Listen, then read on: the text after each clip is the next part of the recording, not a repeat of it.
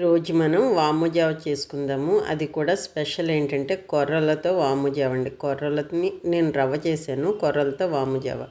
ఇది షుగర్ ఉన్నవాళ్ళు అందరూ కూడా ఇష్టంగా తినొచ్చు. చాలా బాగుంటుంది. హెల్త్ ప్రాబ్లం ఉండదు, ఏముండదు. చూసారా, ఎండుమిరపకాయలు, పచ్చిమిర్చి అన్నీ మొత్తం వేసుకుంటేనే ఇది చాలా బాగుంటుంది. వర్షాలు కదండి, పిల్లలకి అదిని జలుబులే చేస్తాయి.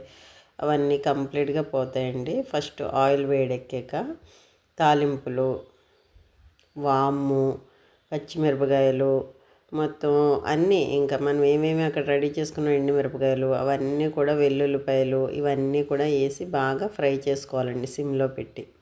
ఏది మాడిపోకుండా సిమ్లో పెట్టి ఫ్రై చేసుకోవాలి.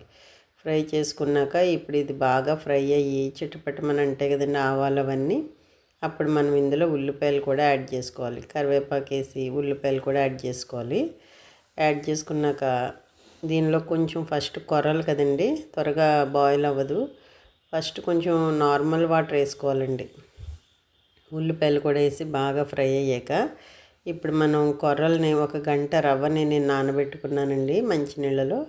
ఇప్పుడు ఆ నానిన కొర్రలు రవ్వండి ఇది వేసుకొని దానిలో మనం కొంచెం మామూలు వాటర్ వేసుకొని ఇది బాయిల్ అయిపోవాలండి. బాగా కొర్రలు మెత్తగా బాయిల్ అయిపోయాక అప్పుడు మనం చింతపండు వాటర్ వేసుకుంటే బాగుంటుందండి. చూసారు కదా, ఇలా మొత్తం బాయిల్ అయిపోయాక ఇందులో కారం, ఉప్పు, పసుపు ఇవన్నీ కూడా మనం యాడ్ చేసుకోవాలండి.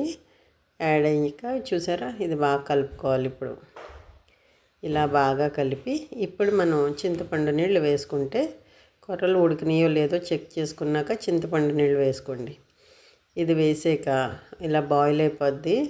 చాలా టేస్ట్ అంటే ఇంకా మామూలుగా ఉండదండి, చాలా సూపర్గా ఉంటుంది.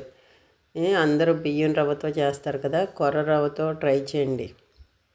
ఇది హెల్త్ బెనిఫిట్స్ ఎక్కువ, ఫ్యాట్ ఉండదు, పిల్లలు కూడా ఇష్టంగా తింటారు. ఇలా వెడల్పు ప్లేట్లో వేసి పిల్లలకి పెట్టండి, సూపర్గా ఉంటుంది.